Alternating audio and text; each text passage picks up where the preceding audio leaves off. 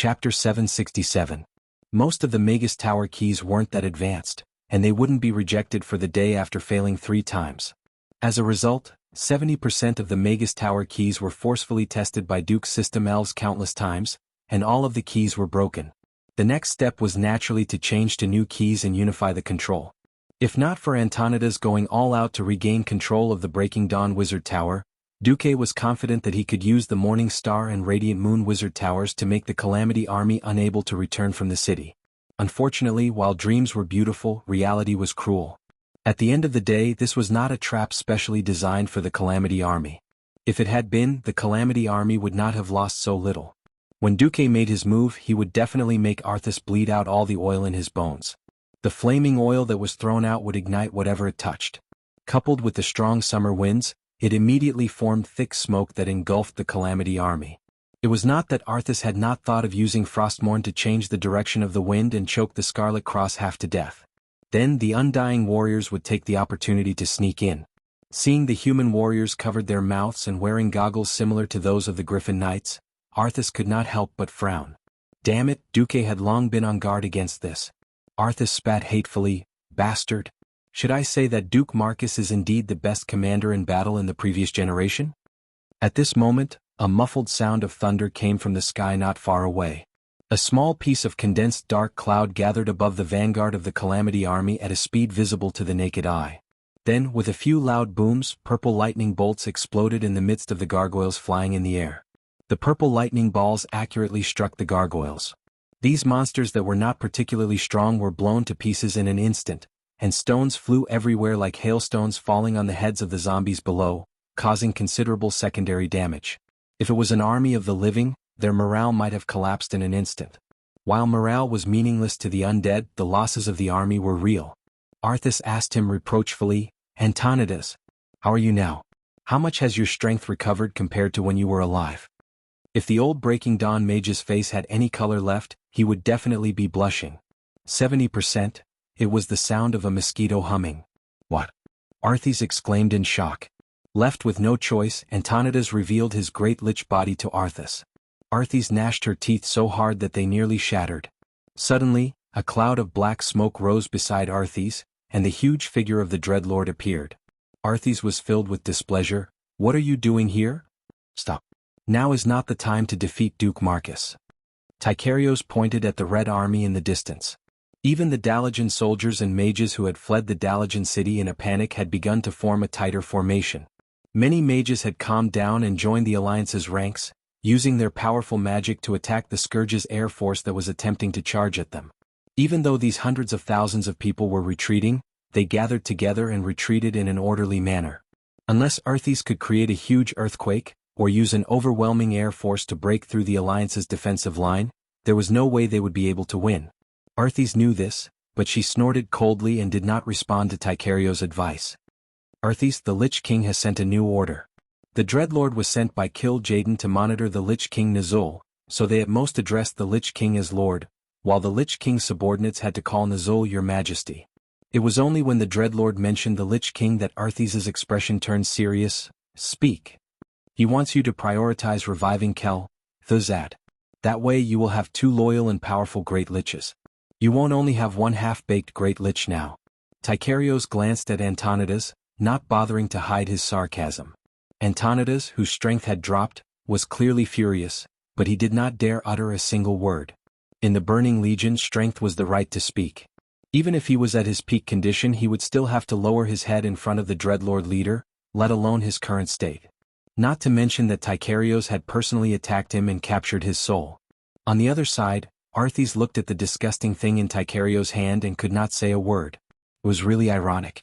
Nazul first revived Kel Thuzad into a weak lich. At that time it was Arthas as a paladin who personally defeated Kel Thuzad, tore the lich into rotten bones, and left him to rot in the wilderness of Andoril. Unexpectedly, he who had destroyed Kel Thuzad had to go back and personally resurrect Kel Thuzad. Was this a kind of reincarnation of fate? Arthas' face sank. "What do I have to do?" "You need to attack here." On a map of the Lordaeron continent made with magic, the Dreadlord's finger pointed to the map of the northernmost kingdom. Arthas' pupils suddenly shrank. "I understand." With a thought, Almost all the middle-level commanders of the Scourge received the order. The undead army no longer pointlessly attacked the line of defense made of flames. They began to slowly retreat, and many zombies and skeletons directly retreated into Lordaeron Lake. Duque made a hand gesture, and the army began to speed up their retreat. Half an hour later, the Alliance and the Scourge completely separated from each other on the battlefield. Duque ordered, "Be on full alert. We will retreat to the North Stream coast."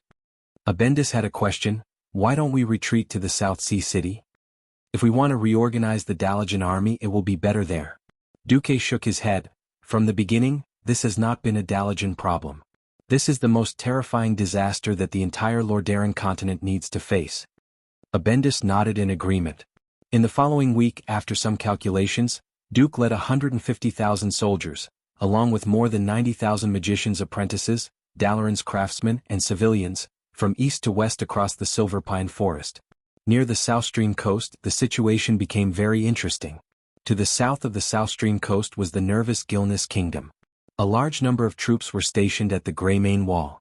On the South Stream coast, there were more than 100,000 orcs who were not ready to retreat. On the east side of the coast, there were more than 200,000 soldiers and civilians passing from south to north. Chapter 768. What was rare was that both Duque and Thrall restrained their subordinates. They didn't even attack each other's scouts or civilians. Most of the time, the wolf riders and human riders would just look at each other, and one would head west while the other headed east. Every day, every moment, every minute, Thrall felt like he was walking on thin ice. These days, Thrall didn't let Doomhammer move more than a meter away from him. "Relax, Thrall. You won't make it to the Grimodor continent like this," Gromhell roared. "I understand, but whether it's that terrifying Duque or the Death Knight Arthas, they're not enemies our tribe can fight against right now. I have to be careful." Thrall opened his bloodshot eyes and shrugged. "Duque won't attack us," Grom said confidently with Bloodhowl on his shoulder. "How can you be so sure?" Thrall retorted. "Based on my instincts as a top-level warrior." Grom poked his chest with his left thumb. Thrall was momentarily speechless. "Don't underestimate my instincts. I've been in this world for 15 years. I've seen almost all kinds of humans. Righteous, resolute, despicable, treacherous. But Duke Marcus is definitely the most special one." Grom's blurred vision seemed to indicate that his soul had temporarily returned to the past. "Why?" "Because he's more like a prophet than a prophet. He knows how the situation will develop, and he'll know what needs to be done to turn the situation around. Whether it's our enemies or allies, they're all just pawns on his chessboard. He'll always choose to obtain the biggest victory with the smallest price." "Grom?" Thrall sighed. "That doesn't sound like something you would say." Grom didn't think much of it. "Of course it's what Orgrim said." "I knew it." Thrall sighed again, but he couldn't help but feel respect for both the former chief and Duque. What a terrible opponent. People stand on the clouds and look down on the earth, but we can only rely on our intuition to find the way forward in the dark. When Sal unintentionally praised Duque, Duque himself was actually worried. Now, he didn't know how the situation would develop. The original history books could already be burned as firewood. Although Arthas committed patricide according to the original version, what happened next was far too different from the original version. First, they attacked the Dalajan in advance, then Antonidas turned into a great lich and the Second Dalajan War. The latest news was that Arthas had sent Antonidas to command the newly received Dalajan Undead Legion to attack the South Sea city-state. Meanwhile, Arthas herself led the main force of the Scourge to attack the Wall of Thoradin. Oh, the news from half an hour ago was that the Saladin Wall had fallen. This was because Arthas had used Frostmourne to create a huge frozen slope, allowing hundreds of thousands of undead to rush up the originally steep city walls along the slope, forcing the Storm Guardians to fight a decisive battle without any geographical advantage. Garen Trollbane was scared out of his wits. While he urgently recalled his soldiers to Torrent Castle to prepare to defend it, he sent a note to the Alliance, hoping to rejoin the Alliance. Mograine and the other Lordaeron generals scoffed at such opportunists. Mograine didn't hide his disdain for Garen. "Good. You left the Alliance when there were no benefits, and now you want the Alliance's protection when your home is being attacked?" As for Garland, Duke also despised and hated him to the core. Knowing that Garen was another patricide, Duque didn't even have the thought of summoning Stormguardian back to the Alliance. Before he had evidence of Garen's patricide, as long as Garen was king, Letting the people of Torrent Castle return to the Alliance would be like putting a poisonous snake in his pants. Duque wouldn't do such a suicidal thing. He could only wait for Torrent Castle to fall or Garen to die before Duque came out to clean up the mess. The South Sea City-State's defensive line was very solid. Dwarves were the most loyal allies of humans. After hearing the news of Duque's return through magic transmission, Hudrin Wildhammer decisively believed in Duque's judgment. He very boldly emptied the entire Eagle Nest Kingdom before the Scourge army attacked the Hillsbrad Hills. Most of the civilians had been evacuated to the wetlands across the sea through South Shore's port. The remaining Griffins joined up with the main force of Magni Bronzebeard's Iron Furnace Castle to guard the long defensive line of the South Sea City-State. Because Antonidas was unexpectedly weak and didn't have the demeanor of a Breaking Dawn Great Lich, this defensive line seemed impregnable under the cover of all kinds of black technology and enhanced firepower. The Dark Portal, 3rd of August, Year 15. The army led by Duque finally met up with Kurtira's navy on the North Stream coast. To the west was the endless sea that was once thought to be endless. But at this moment the entire coastline was like a dense forest of sails, connecting the sky and the sun, looking endless. Seeing such an exaggerated number of fleets, even the proud people of Lordaeron had to admit that in the past 10 years or so, the two new hegemons of the sea, Kurtiras and Stormwind, had long surpassed the imagination of people. That was a huge fleet of more than 1,000 ships. Every year Lordaeron's surplus food was transported through this sea trade route to Loch Moden and other areas of the southern continent, then loaded with ore and ironware to Stormwind Port further south to support the defensive line of the Cursed Lands. Finally, from Stormwind Port, luxury goods from the western wilderness and other areas were transported to the South Stream and North Stream coasts, flowing into Lordaeron and Dalagen areas. It was a perfect triangular trade that never left empty ships. This long and prosperous sea trade route supported nearly 1 million people who lived by the sea. It also supported such a huge fleet. Today, whether it was merchant ships or warships, there was an explosive increase compared to the poor sea transport capacity of 15 years ago. More than 1,000 ships that could carry more than 200 people was only the first batch. More warships and cargo ships were still on the way. On the largest ship, the Ice Queen, Jaina looked towards the shore and Magna Aegwin stood beside her. Magna teased Jaina, "Oh, it's a rare meeting with your fiancé today. Cheer up and show your best side." Jaina laughed lightly, including the fact that I'm already a Radiant Moon Mage? Of course. At least let him know that you're no longer the little magic apprentice you were back then, but a strong woman who can take charge of things. We're both Radiant Moons, we can't let him suppress you. All right. An extremely cold elemental undulation that gave off a faint sense of warmth was released from Jaina's body. But in the next moment, Jaina and Magna's expressions changed. Chapter 769. Fear. It was spreading endlessly. Although it would no longer be the Eastern Kingdom that had lasted for more than 2,000 years of peace, the people had at least enjoyed another 10 years of peace. The previous battle at the Dark Portal seemed like it had happened yesterday to many middle-aged and elderly people. The horror of yesterday had yet to completely dissipate, and the dark clouds of death once again shrouded the heads of every living being. The Scourge army. The undead. Eternal slavery that could not be escaped even after death. When the terrifying stories that were used to scare children in myths and legends became reality, the fear in people's hearts could no longer subside. Not to mention, the fall of the capital of the two most powerful kingdoms in the Alliance pushed the fear to its peak. They had once thought that they would be safe once they reached the seaside. When the refugees escaped from the dark world that was shrouded by the canopy of undead to the seaside, they found that they still did not feel safe. Unlike the first battle at the Dark Portal, the people in Stormwind City who were waiting to retreat also felt uneasy. The key was that there were several tall and majestic walls behind them, which gave the refugees an inexplicable sense of security. At least they felt safe before they saw the ferocious faces of the orcs. The north coast was different. Although it had been developed for nearly 10 years and was one of the 4 major ports in the northern Lordaeron continent, along with the south coast, the South Sea Port and the Kuel Salis Port, it was not essentially a strong city. There was only a 5-meter-high wall next to the port. Think about it, the 30-meter-high wall of Lordaeron City had fallen, and so had the Dalagen City with hundreds of mage towers. What was the use of the 5-meter-high wall? The result of the spread of panic was all kinds of disorder and endless riots, which further delayed the progress of the evacuation. The North Coast port was not really a big port. It could only accommodate 5 of the largest battleships and 30 small and medium-sized ships at the same time. It was not that Alicia did not want to expand the port in the past 10 years, but because it was the territory of Lordaeron after all. Regarding the request of Stormwind, the people of Lordaeron had been speculating and being extremely vigilant. There are only so many merchant ships every year. What's the point of building such a big port? Wouldn't it be convenient for Stormwind and Kurtiras to invade Rotterdam one day? The hostile reply from the lords of Rotterdam made Wuxia choke on her words. There was no need to even mention the South Flow coast controlled by Gilnis. Gilnis' power was constantly shrinking, but he still hadn't given up his country's control over the southern part of the Silver Pine Forest. As a result, the two coastal ports could not be expanded.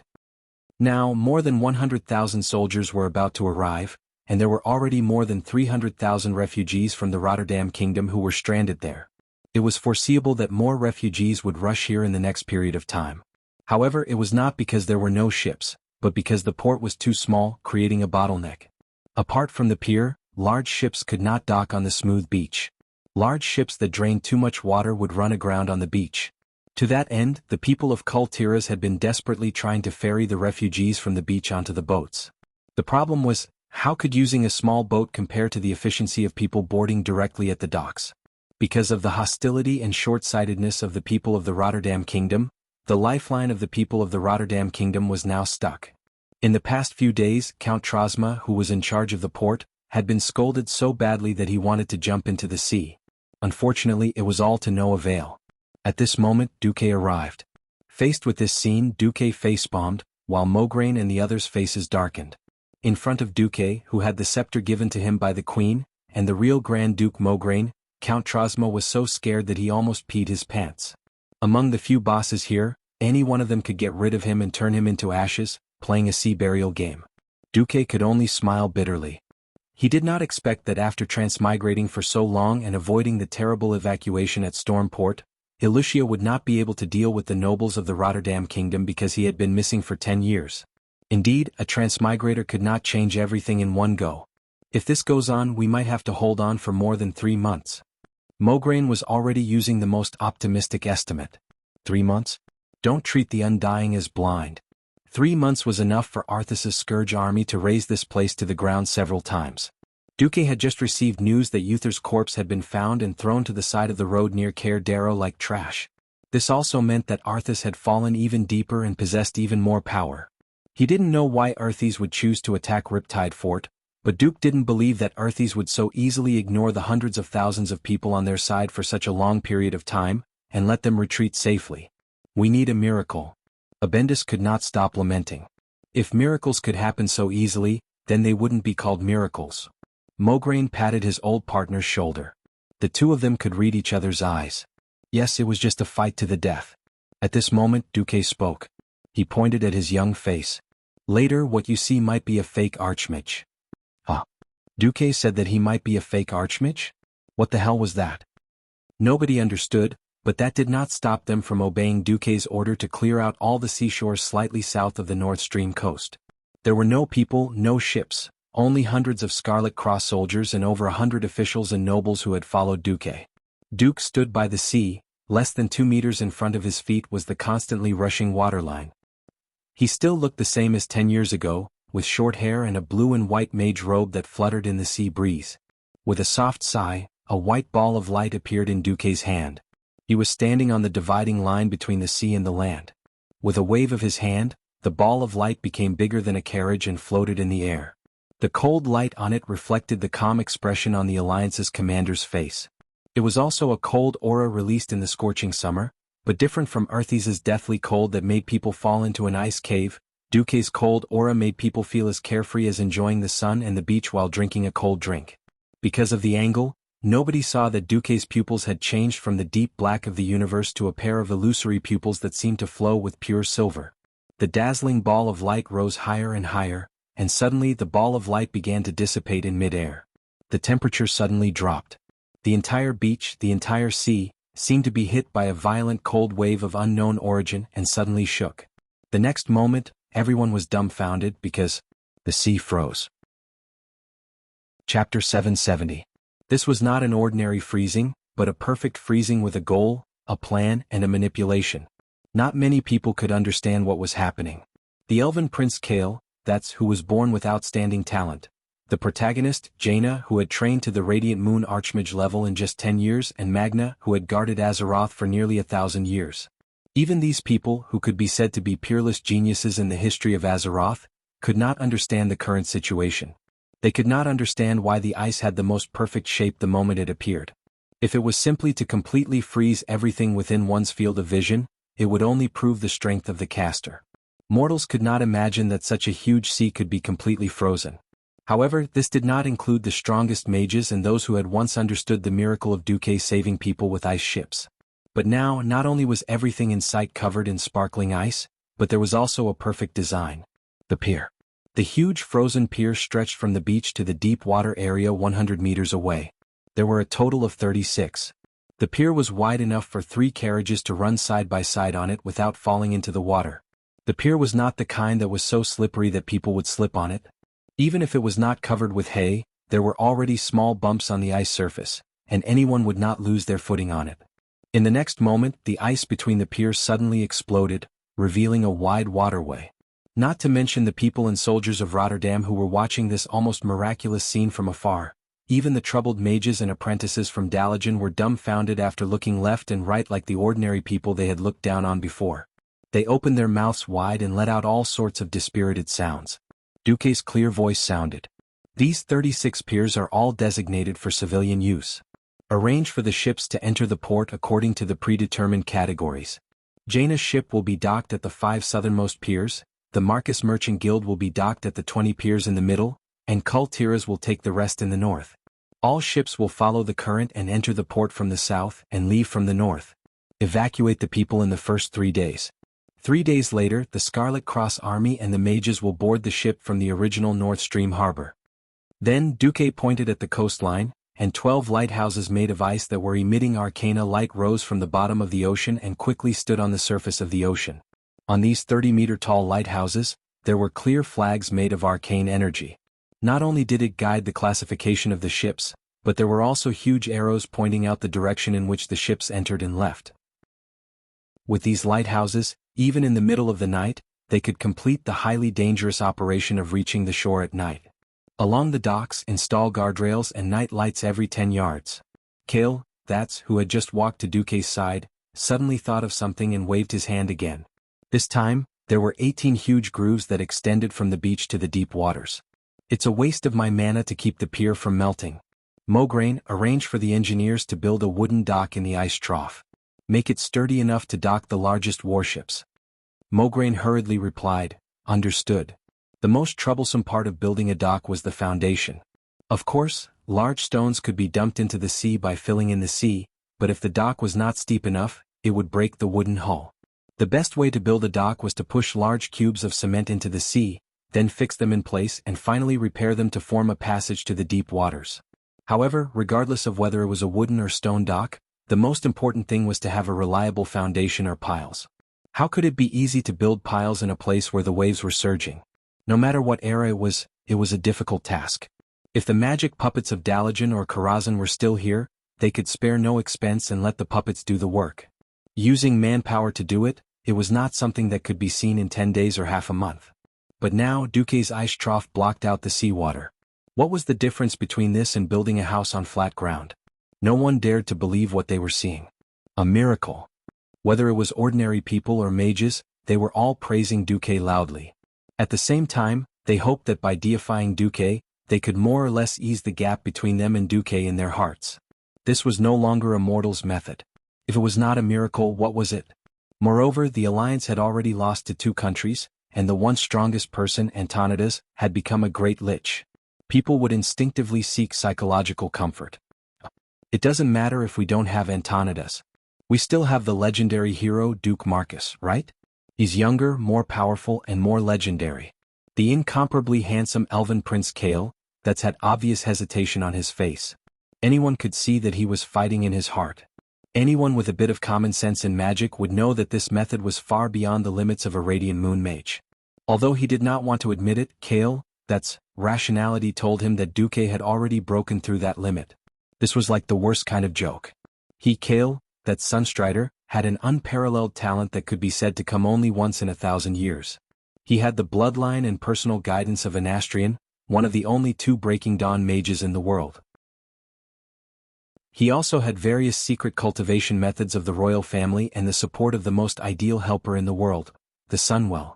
Yet he had wasted thousands of years in front of the door to the Breaking Dawn realm without being able to enter. Kale, that's only felt incomparably ashamed. This was the second time. The first time was the rise of Antonidas. Now the second time was Duque.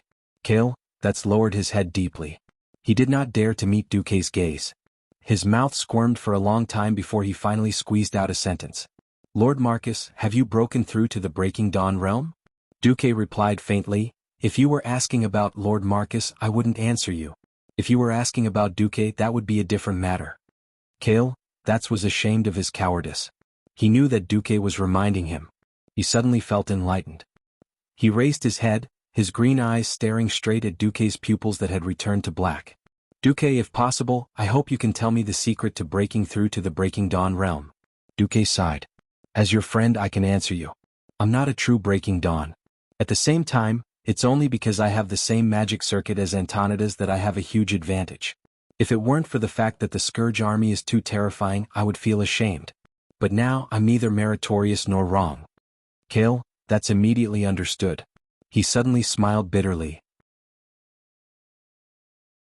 Chapter 771. Do you still remember the transfer of magic circuits? There were 2 conditions for the transfer. First, both parties had to be of the same origin. Second, it had to be a live transplant. Third, the transferor had to do it voluntarily. No one would have thought that there would be such a miraculous situation where both Duque and Antonidas fulfilled all 3 criteria. Duque had originally used Antonidas' arcane throne and ice crown. Although the magic circuits in his body had been expanded and modified when he obtained the Fire of the Breaking Dawn gift pack in the Dragon Slumber Temple, the foundation did not change. As for living beings, at the very least, before old man Anthony's soul returned to his own body in the form of a demon spirit, his body was still alive. However, he was just a vegetable that had almost forgotten to breathe and was about to stop showing signs of life. At that time, the old man's soul had not returned, and the magic circuits extended from his soul naturally did not resist the previous owner. So, at that moment, Antonidas had, voluntarily, because of the successful magic circuit transplant with Elugia, Duque had become very familiar with this task with the help of the system elf. In the short time that Duque had held Antonidas' corpse, Duque had directly plundered more than 60% of the old Breaking Dawn mage's magic circuits. Unfortunately, there was not enough time. Duque had only plundered the outer and middle magic circuits, and did not have the time to dismantle the true core. If he had an hour, as an honest and reliable young man, he would definitely be able to turn Antonidas into a magic apprentice by the time he returned. This was why Antonidas's battle power had plummeted after returning to his body and becoming a great lich. Even after having 60% of his magic circuits plundered, he could still barely maintain his Breaking Dawn rank. It could only be said that the original Antonidas was very, very strong. Of course, the strength and weakness of mages had always coexisted. An archmage who was completely focused on defense could certainly destroy the world, but if he made a mistake, even someone as strong as the demigod Medivh would be killed with a single slash. After taking 60% of the circuits, Duque could be considered to have stepped into the Breaking Dawn rank in terms of quantity. However, Duque was still not a true Breaking Dawn. After all, the time was too short, and Duque did not have the time to completely modify Antonidas' magic circuits. Every mage had a different habit of using magic. In order to better practice their metamagic specialties, they would subdivide and specialize their outermost magic circuits. Also back then, Duque had always aimed for the path of the strongest. If his goal was only to become a Breaking Dawn, then Antonidas's inheritance would be enough for him to advance. Duque was pursuing the path of the strongest. With arcane spell as the foundation coupled with fire and ice, the path of a 3-elemental archmage was undeniably powerful. Unfortunately, with Alexstrasza and Maligo's enthusiastic help, this pit had become incomparably large. Under normal circumstances, it was very likely that Duque would not be able to practice so many magic circuits even after he was 100 years old. Not to mention, flame, which was nowhere to be seen on the other side, even with Antonidas' 60% of his circuits, he was only able to make a little noise on the frost side. As for the current situation, there were only 4 words to describe it: far from enough. What else could Duque do? He could only smile bitterly. In the eyes of others, Duque was already a Breaking Dawn archmage, or perhaps he was already close to the legendary position of Archmage. He knew his own affairs best. Of course, Duque could not publicly expose this wonderful misunderstanding. The alliance was suffering a great disaster, and it would not be surprising for there to be an avalanche effect if there was no uplifting news. Duque could only continue pretending. Moreover, as long as Duque was given enough time, Duque believed that with the magic power in his own magic circuits, he would not be inferior to a Breaking Dawn in terms of combat power. All right, in the eyes of bystanders, the newly advanced Breaking Dawn Grand Wizard Duke Marcus, escorted by a group of Alliance officers, proudly stepped onto the pier made of ice that resembled a work of art. Walking on the ice that would not slip, Kale, that's revealed an envious look as he looked at the perfect ice pier that had been formed in one go. If Father also practiced ice magic, he would not be able to reach Duque's level of control. Kale, that sighed as he recalled the magic demonstration his father had given him back then. It was a lively fire elemental phoenix the size of a peacock, condensed from fire elements. He still remembered his heartfelt admiration for the fiery feathers on the phoenix's body. However, compared to Duque's move, although he did not want to admit defeat, he vaguely felt that Duque was still slightly better. The difficulty of one's own control of magic elements increased exponentially with the increase in distance. This was why the range of the fireball spell for most mages was only 36 yards. It was not that they did not want to throw it further, but if they threw it too far, the fire elements would dissipate and lose their lethality. For example, King Anastrian might be able to build a large pier like Duque had done in one go.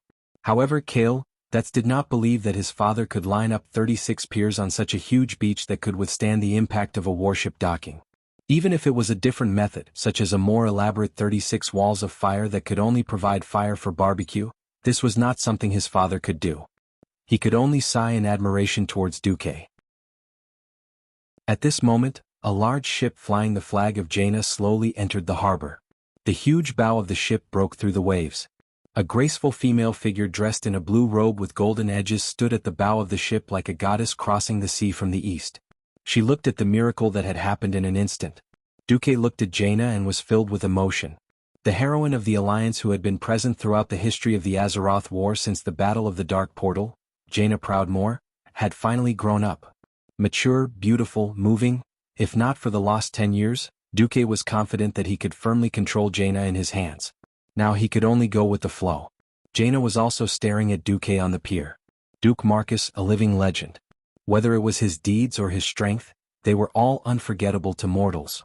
Such a peerless powerhouse was actually her nominal fiancé, but there were no feelings to speak of between them. Jaina did not know what expression she should use to face Duque. His soft blue and white robe was enveloped in a strange, chilly aura. Under the summer sun, the ice elements that floated around him emitted a dazzling light like diamond stardust. At this moment in the Alliance, the true powerhouse, Duke Marcus, appeared. Chapter 772. The sailors and soldiers on the ship began to move forward and lean against the side of the ship. Whether it was the high-spirited new recruits or the Jaina mages who were prepared to face the Calamity army, all of them were shocked by the appearance of an absolute powerhouse. Jaina's eyes focused on the familiar figure. Is he still the Duque that I know? Jaina's heart was beating so hard that it seemed like it would jump out of her chest at any time. Unknowingly, her breathing had become rapid. Standing at the bow of the ship, no one spoke. Everyone's eyes were attracted by Duque, who stood on the ice pier like a lighthouse. They could not move their eyes away at all. It had nothing to do with awe. It was all because of the unique aura that Duque exuded that made them unable to look away. The Alliance had never held a Seven Kingdoms Champion Night Challenge. However, there was no first place in literature and no second place in martial arts.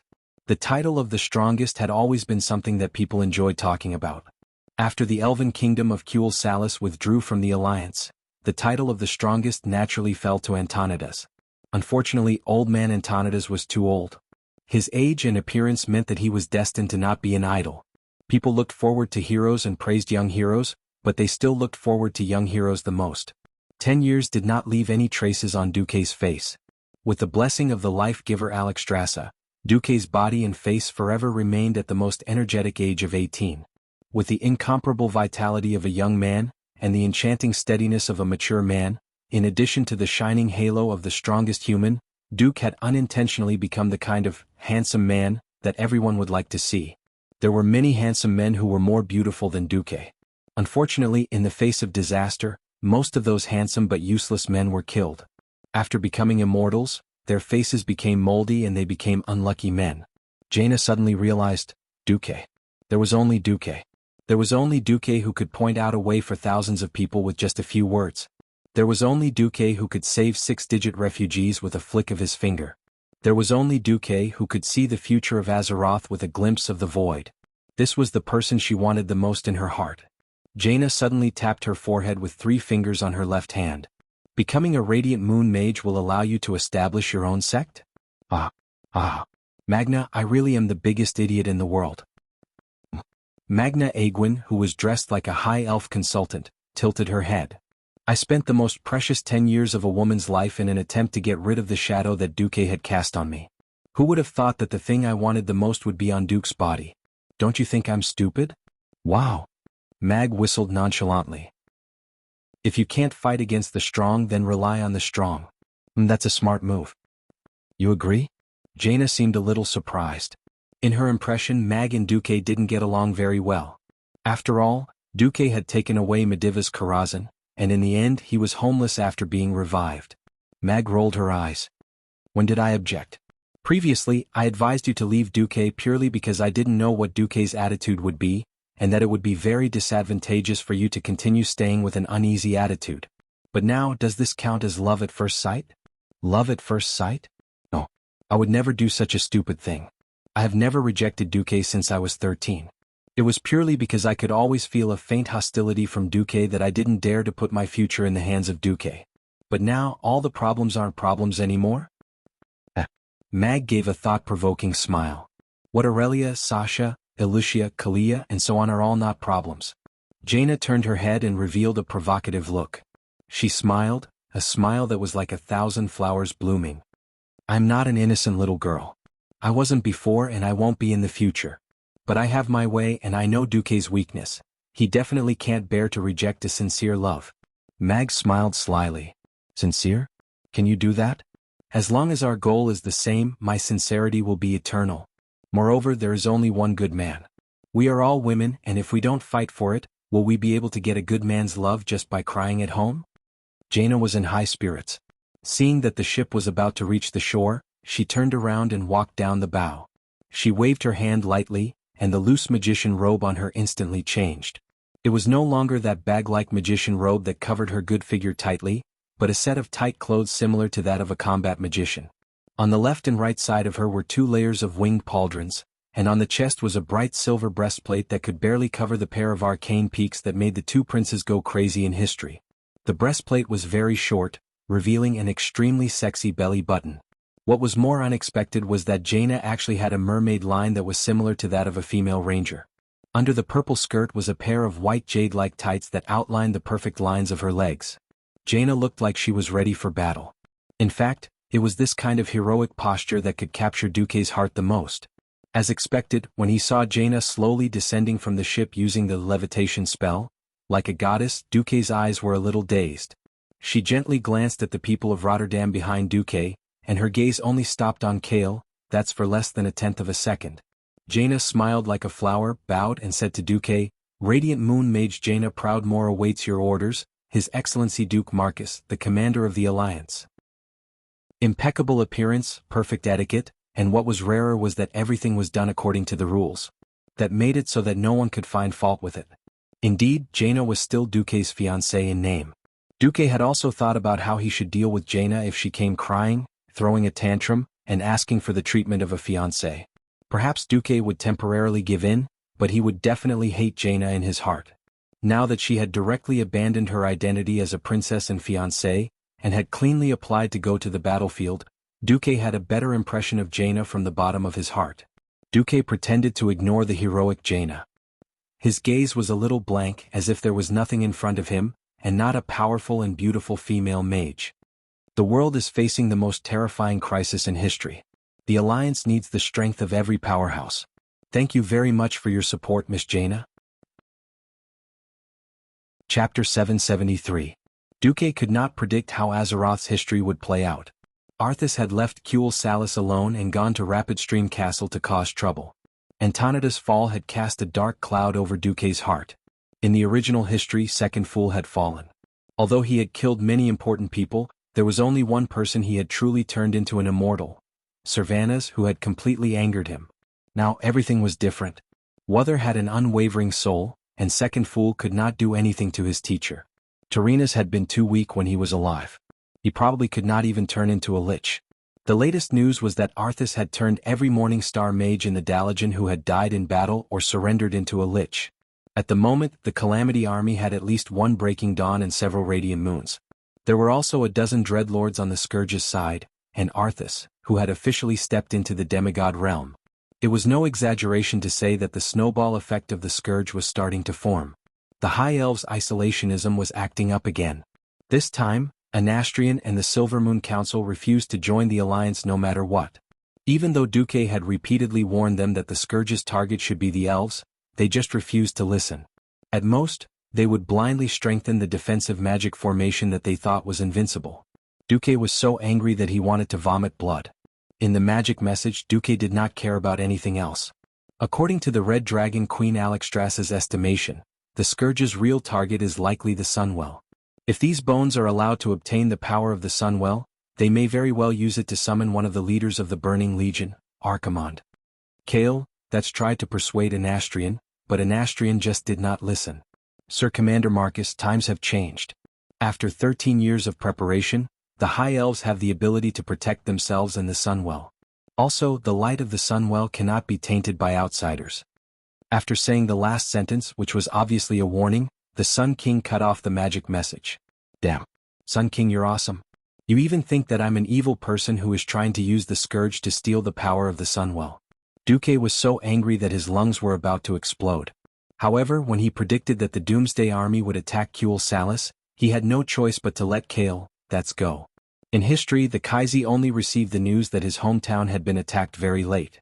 When he rushed back, it was already too late. He could only bring his defeated army and join the alliance in frustration and anger again in an attempt to take revenge. It was no wonder that when Kai-Zi led a team to join the alliance for a short period of time, he was treated with disdain everywhere. Oh no, not elves. Speaking of which, the High Elves had already been forced to join the alliance twice. Who in the alliance would be nice to such a fickle country that treated the alliance like a market, coming and going as they pleased? The problem was that Kuel Salis hadn't joined the alliance yet. Alright, their prince had to rush back to save them. There was no reason for Duque to force Kaisi to work by his side. Duque also had a headache now that his only mage-type helper was gone. Now Jaina had come to play the role of a strong helper. If he didn't consider the bad debt between him and Jaina, it would be a good thing. After all, from a military point of view, Jaina's leadership and personal strength were more than enough. If there was anything else that Duque had to worry about, it was that Jaina would be courting death because of her identity. Facing Jaina, Duque sighed softly and said solemnly, "I'm very happy that you can stand up at this time and fight for humans and for the Alliance. I do need a strong mage to help me. But before I officially welcome you to join the Alliance, I have to say in advance." Jaina nodded obediently. "Go ahead." Duque said in a voice that Mograine and the others could hear clearly, "Now we are facing a major crisis that is enough to destroy the world. I hope that the Alliance can return to the state of the last war, where there is only one clear and unified command. Everyone, regardless of their status, is a general of the Alliance. So, once you wear the badge of the Alliance, you are just a general under me. Other than that, you are nothing. Do you understand?" "I understand. I will obey your orders. Commander Marcus." Duque waved his hand and someone brought out a beautifully decorated brocade box. Inside was the badge of a major general of the Alliance. Originally, no matter how noble Jaina's identity was, she would not be able to get the rank of Major General. This was the agreement between the various countries when the Alliance was first established. After the king entered the Alliance, his rank would be general. Only the successor of the royal family of each country would be a brigadier general after entering the Alliance. Other nobles would not be given the rank of general unless they had more than 5,000 soldiers. Naturally, there was another reason why Jaina could become a major general in one leap. The Dalagen city has been destroyed. The original Kirin Tor Council must be reorganized. His Excellency Sunstrider has chosen to return to Kuel Salis as an elf. His Excellency Krasis and the other Dalagen mages have clearly expressed their wish for me to take over the position of chairman. I think the Kirin Tor Council needs more outstanding mages to lead the explorers of magic out of the darkness. Jaina, Let me ask you, are you willing to accept the position of Kirin Tor Council member and the position of Major General of the Alliance? As Duque spoke, he observed Jaina. The current situation in the Dalajan was very different from the original history. It turned out that Antonida's death in battle had caused a power vacuum. However, because Ronan had saved the Red Dragon Queen, even if Ronan was not very strong, Ronan had been the one to take control of the Kirin Tor Parliament.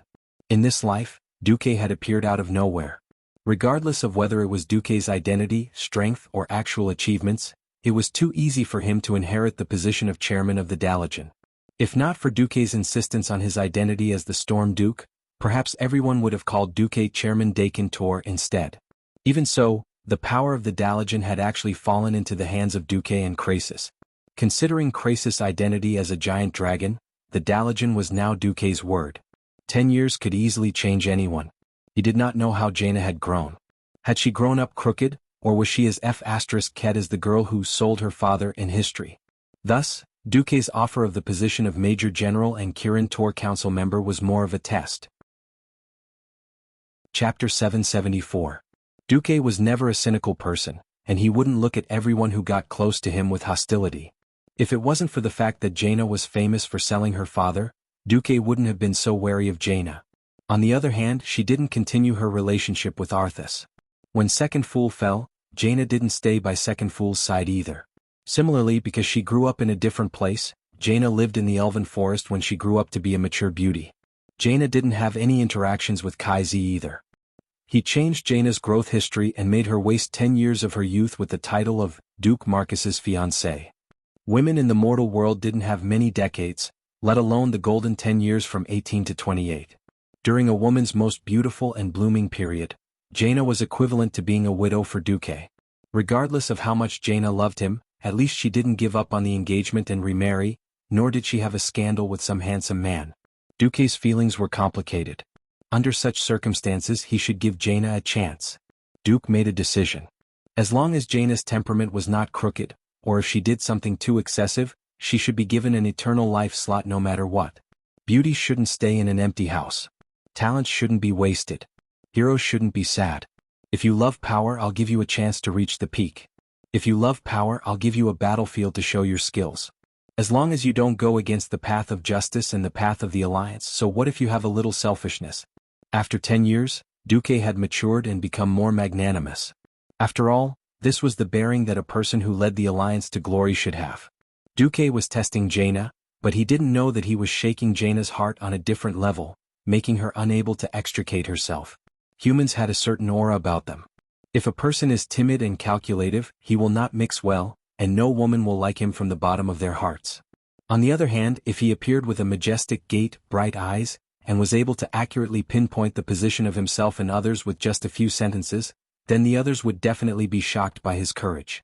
Duque, who had led 2 battles at the Door of Darkness, had once again shone brilliantly in the 3rd battle at the Door of Darkness. Duque didn't realize how powerful his aura was. However, Jaina. It was as if a strange switch had been turned on. In the 15 years that Duque had known Jaina, this was the first time he had seen Jaina reveal such a fanatical and intoxicated expression. Obviously, it was not about the matter but about the person who was infatuated with him, Duque. Jaina lifted the edge of her armor and performed a standard ladle-like bow. If accepting the position of Kirin Tor Parliament member and the position of Major General of the Alliance is your wish, then I will gladly accept. Jaina gave an extremely obedient and pleasing answer. The meaning behind her words was clear. I don't really want to be a savior, it's purely because I'm yours, so I'll listen to everything you say. No matter which man heard this answer, all the pores on his body would feel extremely comfortable, as if he had eaten a ginseng fruit. Also, because of the ladle-like bow, her body was slightly lower. Duque, who was dazzled by Jaina's white weapons, was almost worried that his corium or dog eyes would go blind. Ugh. Duque's facial muscles stiffened a little. He finally showed signs of losing his composure. Beside Jaina, Mag snickered in her heart, while Mograine and Abendis, who were not far behind Duque, had their eyelids twitching. The 2 old fellows looked at each other and saw the worry in each other's hearts. This is not good. They had heard that Duque and Jaina were at odds. He had kept her by his side for many years and refused to touch Jaina. After Kalia urgently became the queen, these 2 loyal Lordaeron ministers were still dreaming of the queen marrying Duque. Now they were in trouble. Firstly, Jaina was still Duque's official fiancée. Secondly, Duque seemed to like heroines who could fight and work the most. They still remembered that Duque had gone to Lordaeron many times a decade ago. There were at least 1,000 beautiful noble ladies who had flirted with Duque in Lordaeron, but Duque didn't even look at them and there weren't even any scandals. The only real lovers he had were the High Elves' Windrunner sisters. Then he didn't care about Princess Kalia, who was worshipped as a goddess by all of Lordaeron. Mograine and Abendis had secretly asked the experienced female officials, and the conclusion they got was that Queen Kalia seemed to still be a virgin. These two old fellows were now having a headache. However, with a super strong enemy like Arthas in front of them, the two old fellows naturally couldn't do anything. Back, on this side, after Duque exchanged a few words with Jaina, he didn't forget to give Aegwyn a warning. Duque, let me introduce you. This is Madame Magna Suaphon, a magic consultant that I discovered by chance. Hello, Lord Marcus. Magna pretended to salute. Unfortunately for a transmigrator like Duque, spoilers couldn't be easier. Hello, Madame Suaphon. When Duque finished speaking, he suddenly used the language of the wind that he learned from Aurelia and said, "Thank you for taking care of Jaina all these years, Madame Aegwyn. Thank you also for the gift that Medivh left me. It's a pity that Karazhan can't return for the time being." Aegwyn shuddered. Of course, as a former guardian and a super smart person who had lived for thousands of years, she was definitely very experienced. I heard that Karazhan is still trapped in the void. If there's a chance, I would like to pay a visit. It's indeed a bit of a pity now.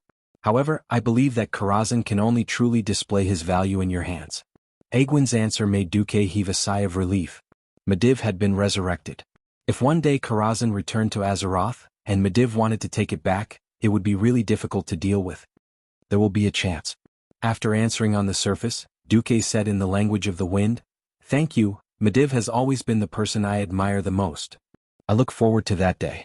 However, Sir Marcus, who has inherited the Guardian's will let Karazhan return in the future, won't he?" Aegwyn's subtext was, "As long as you continue to fulfill your duties as a Guardian, Karazhan will be yours." There will be such a day. Duque smiled. Finally, Duque had settled the troublesome combination of Jaina and Magna.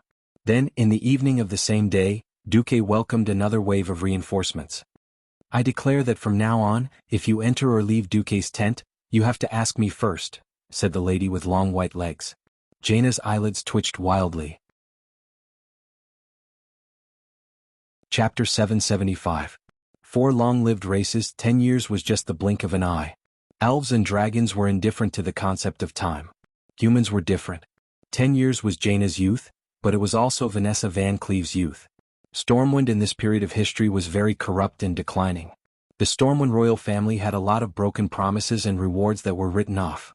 For example, after the restoration of the country, the Stormwind royal family refused to pay for the reconstruction of Stormwind City paid by the Stonemason Brotherhood because of the conspiracy of a dragon princess. This directly led to a major tragedy for Vanessa's father, Edwin Van Cleve, the Mason Brotherhood, and a lot of people who worked hard but did not get paid. In her original fate, Vanessa spent her childhood in the depths of the sunless dead mines in such a dark, terrifying, and painful environment. Her father and the people around her were struggling with anger and despair. Of course, they couldn't teach her anything good about Stormwind City. Even if they didn't tell her anything, it was enough for her to slowly develop an indelible hatred for Stormwind City. In this life, the appearance of Duque changed everything. Her father, Edwin, from a lowly stonemason leader, became one of the 2 great heroes fighting against the orcs in the western wilderness. Although not as famous as Duque, that glory was real in Stormwind. "Ah, you are the daughter of that Edwin Van Cleef. You are so skilled, you are indeed the daughter of a hero.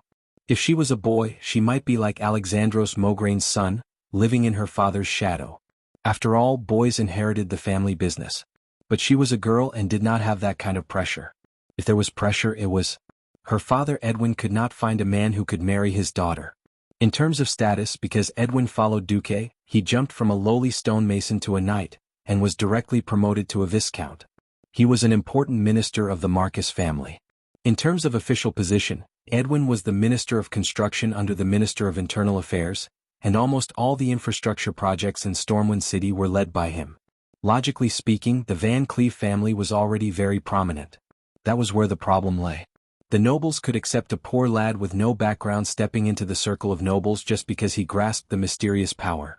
After all, the inheritance of the magic circuit itself was a priceless treasure. However, the nobles definitely did not like a bumpkin without any special talent becoming a noble in a single step. Under normal circumstances, only knights who had been knights for at least 2 generations would be more easily accepted by the noble circle. The nobles of Stormwind had withered a lot because of Dew's betrayal during the Great Retreat, but the old nobles such as Balver's for Dragon family, and the new nobles promoted by Lang, still did not like Van Cleef. In the end, the only people who could accept Vanessa were the members of the Marcus family. Then, in a duel 5 years ago, Vanessa used her beautiful dagger to defeat old Fan's favorite, the knight Captain Cassar. With 12 consecutive hits, Vanessa, with her fierce reputation, could no longer marry. Having participated in the Battle of the Dark Portal, Vanessa, who was used to seeing great heroes, naturally had high standards. She did not care whether she married or not. "Father, you're still young. If you want the Van Cleef family to continue, you can marry another woman. In the future, give me a younger brother or sister to be the heir. Don't worry about me."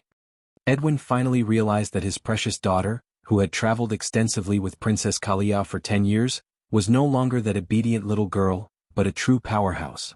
This time, when Edwin heard of Duque's grand return, and the instigation of a queen who had fled to Stormwind City to seek refuge, he immediately sent his daughter. A member of the Van Cleef family is a member of the Marcus family in life, and a member of the Marcus family in death. Master Duque has just returned and is in need of help. Since you were Master's maid before, and now have Her Majesty Kalia's permission, you should serve Master. Edwin spoke righteously on the surface, but in fact he was overjoyed to send his daughter to the North Stream coast by boat. Together with Vanessa were the female high elf knight Riadaline and the 4th child of the Windrunner family, Lilith. They were originally sent by Duque to be Kalia's companions, to accompany the bitter Kalia in enjoying freedom. Strictly speaking, they were all Duque's subordinates. After 10 years of living together, they were once again branded with Kalia's mark. Sending them back when Kalia was pushed out by Duque to take power naturally had a different meaning. Duque did not care. After disappearing for 10 years, Alicia was still helping him manage his territory and power, and Duque was already very grateful. Especially Edwin Van Cleef. After Alicia secretly pointed out that if not for the Marcus family, Stormwind City would not have been able to pay for the construction of the city, Edwin completely cut off his thoughts of the Stormwind nobility, and became the most fervent supporter of the Marcus family. In any case, it was more convenient to use his own people. Since Vanessa wanted to come back and be the head maid, Duque let her be. After all, she was now a single commander without a single maid. Lilith stepped into the realm of heroes without a sound, and could be considered to have 70% of Aurelia's combat power back then. On the other hand, the enemy was an undying. Without a holy knight by his side, Duque felt a little weak. Riadaline's arrival was obviously a great help. The only thing that Duque did not expect was that Vanessa blocked Jaina as soon as she arrived. Duque rubbed his eyebrows. "Vanessa, in the future, Jaina can enter my tent or room without permission unless there are special circumstances." When Duque's voice came from the tent, Vanessa reluctantly moved aside. Even if she was a little unhappy about being blocked, Vanessa's agile movements made Jaina look up to her. However, Vanessa was dressed in a tight-fitting outfit doing the work of a maid. Coupled with that special lithe charm, this made Jaina a little jealous. It seemed that Kalia was not her only competitor. Jaina lightly pursed her lips, and then entered with a dignified demeanor. "Duque, this time I'm here." Duque saw through Jaina's thoughts at a glance and waved his hand. "Defeating the Calamity Army is the most important thing. Once the Calamity Army attracts the Burning Legion's commander, Archimond, the world will be destroyed. At that time, all glory and status will be illusory. Come and help me look over it. Now that bastard Anastrian has given me a difficult problem." Chapter 776. Jaina was a little confused at first when Duque called the king a jerk, but she was soon delighted. This meant that Duque finally did not treat her as an outsider. Well, she just did not treat him as an outsider. Jaina still had a long way to go before she could become someone close to Duque, or even an official wife. After asking a little, Jaina found out why Duque was so angry. She did not know if she should praise Anastrian Sunstrider. This old bastard was indeed a super veteran politician who had lived for thousands of years. This great Sun King in the eyes of the elves was also very good at playing politics. Although the High Elves were all proud of themselves and had serious isolationism, this did not mean that the elves were all idiots. On one hand, they had an irrational obsession and confidence in their newly built magic defense arrays. On the other hand, the psychological trauma caused by the last war still made their hearts ache. Originally, in the Second Battle of the Dark Portal, the elves only burned the outer Long Song Forest. In this life, the elves suffered much more under the misfortune of fate. More than half of the Long Song Forest was burned by Orgrim, and they lost 2 battles. 300,000 soldiers and civilians died, and were even beaten to Silvermoon City. This was far more shocking to the elves than the original history. Because they did not want to be bullied by Tyrrhenas, Kuel Salas and Gilnis took the opportunity to leave the alliance while Deathwing was pretending to be the Lord of Presto. Also, because of the constant friction between Kuel Salas and Rotterdam in the past 10 years, the High Elves were very unhappy with the alliance. So, after Duque returned and issued a warning, Kuel Salas did not have any intention of returning to the alliance at all. Okay, here came the problem. The High Elves could be unhappy with the alliance and ignore Tyrrhenas, but they did not dare to completely ignore Duque's warning. 14 years ago, Duque let Aurelia go back to Kuel Salas first to issue a warning, but no one was willing to listen. In the end, the elves suffered a great loss. As a result, the Sun King had a twisted mentality that he didn't want to come back and lick the alliance's boots, but he was also afraid that something would happen. Under the suggestion of his aides, Anastrian came up with an evil plan. He had the Rangers who had been on good terms with Servanas in the past, the current Ranger generals, write letters to Servanas, expressing their unease about the situation and the fear that Eversong Forest would once again be burned down. As the saying goes, it's hard to leave one's homeland. After receiving letters from Rothelma Theron, Hageron Brightwing and the others, Sylvanas made a decision. She would temporarily return to Kuel Salas as an elf. Duque had read the handwritten letter countless times. Every time he read it, Duque would get angry. Duque, I'm very happy to hear that you're alive. How are big sister and third sister? They should be fine, otherwise you would have informed me and Lilith. Thank you for taking us away from Kuel Salas so that we don't have to deal with those bastards of the Silver Moon Council anymore. In these 10 years, Elucia and the others have been very good to me and Lilith, and I've been living a good life. Then came the twist. However, when I heard that Kuel Salas was once again in danger, I suddenly found that I couldn't control myself. The Elven Forest is good, but the trees here are too short. They will never grow as tall as the trees in Eversong Forest. Even if they are as tall, it will not be my Eversong Forest. The 2,000 years I spent in Eversong Forest left an indelible mark in my soul. If I were to see the Eversong Forest destroyed again and do nothing, I would never forgive myself. Reading this, Duque was already depressed. 10 years was too short for a high elf who had a lifespan of thousands of years. Moreover, he, Aurelia, and Sasha were not around, and Sylvanas had no sense of belonging to the Elven Forest. Please forgive my willfulness. I decided to go back on my own, and it has nothing to do with Sun King or my friends. Since Big Sister could become a hero in the Troll War and be worshipped by the world, I definitely should not lose to her. If the Eversong Forest is invaded again, I will either return as a heroine who can stand shoulder to shoulder with Big Sister, or let me die in my favorite forest. Duque also showed this letter to Jaina. Duque was silent. He began to understand why Sylvanas and history would fight to the death in Eversong Forest. She first completely angered Arthas and was killed. Then she became a banshee of death and finally became the Forgotten Queen. First, the desire to protect her home and country strongly dominated her will. Second, the competitive and rebellious heart made her decide to fight to the death. After all, in the original history, Big Sister happened to go missing in the Outland, and Third Sister was delayed in the Dalagen because of something important. After reading the letter, Jaina sighed. Lady Sylvanas has always had a personality and a mind of her own. She is not the kind of person who can be persuaded to come back. Moreover, we are in no position to persuade her to come back. However, she doesn't need to join the alliance, but wants the alliance to be Kuel Salas's backup. Sun King is quite shrewd. This was the ruthlessness of the Sun King. The old fox, Anastrian, knew the relationship between Duque and Aurelia, but still sent Sylvanas to the southernmost front line of the Eversong Forest with great fanfare. If Duque was unwilling to rescue Kuel Salas and let Sylvanas die in battle, then Duque's harem would definitely be on fire, and it would be the 2 biggest fires. On the other hand, if Duque sent an army, then the High Elves could be said to be able to attack and retreat as they pleased. If the Calamity army could not break in, then the High Elves could stay in the safety of the magic array and brag about how awesome their magic array was. Then, even if the 200,000 Alliance troops stayed on the sea and had nothing to eat, the High Elves would not have to pay a single copper coin for military expenses or owe any favors. They did not ask the Alliance to come, and the High Elves did not belong to the Alliance. If they dared to come in, it would be trespassing on the territory of the Kuel Salis.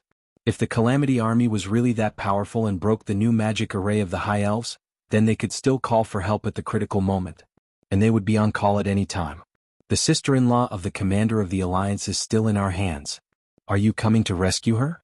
Duque looked at Jaina's bright face. He was asking for Jaina's opinion. Jaina took a deep breath.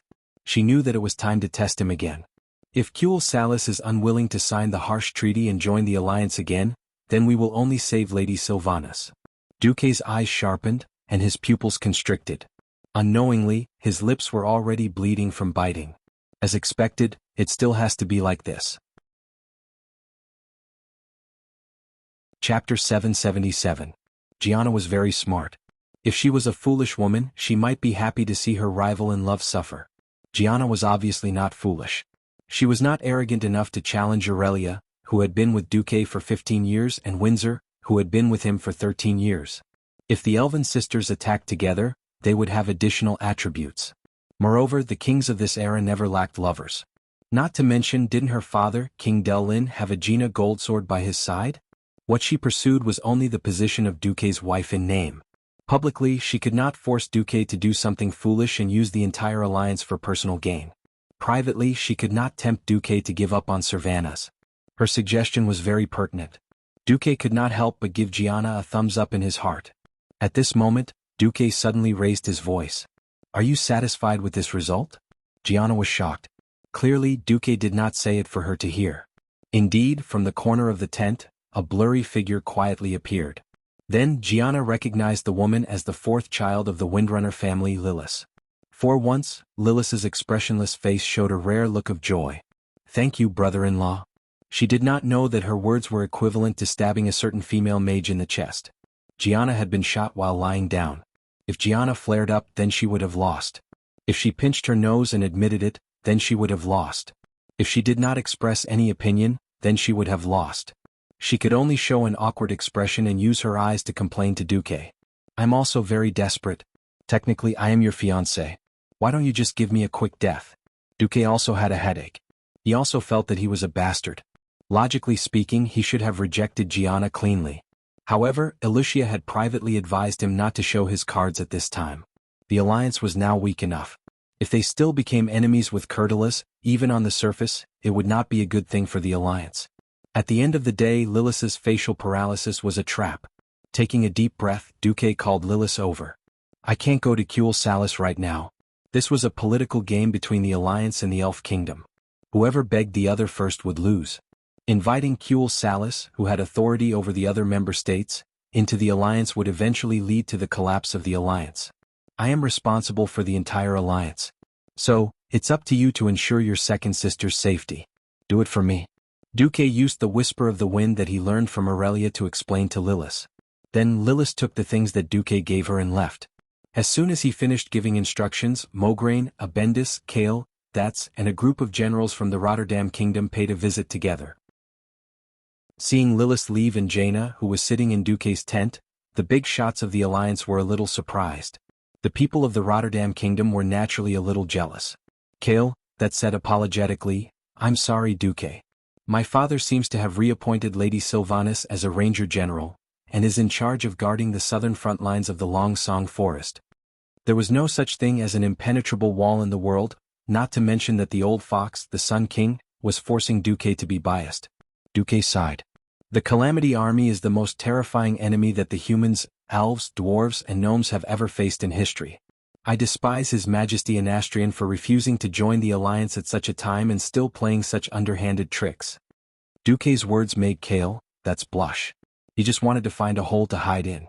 Duque continued, the alliance will not give in because of Sylvanas.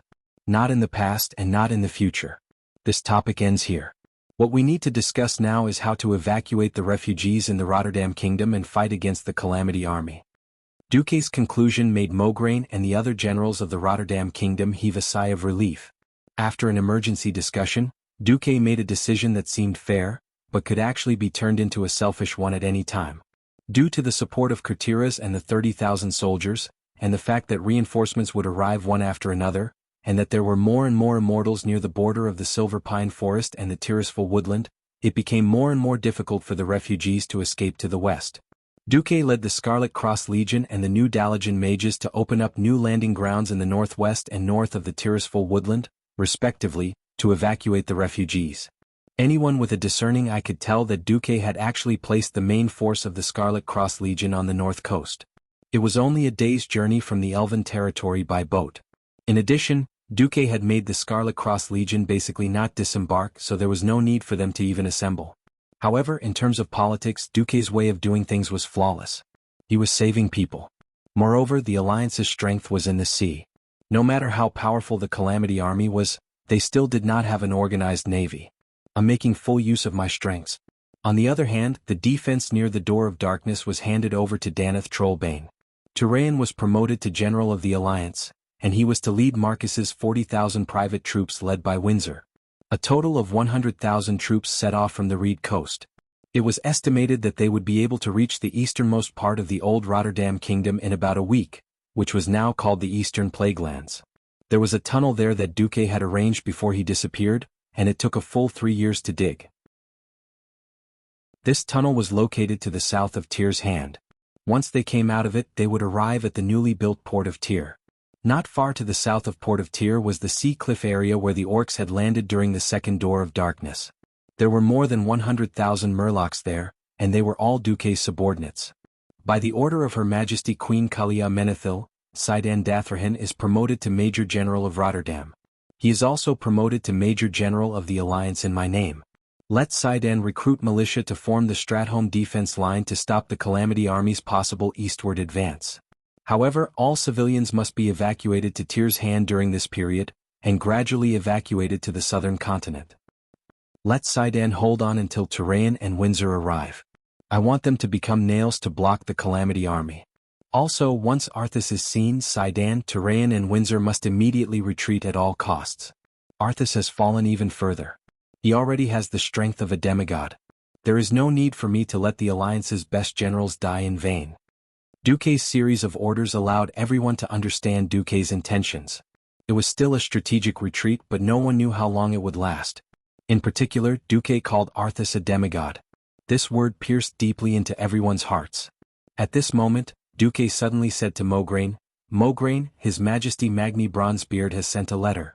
He hopes that you, the strongest paladins, will make a trip to Iron Furnace Castle."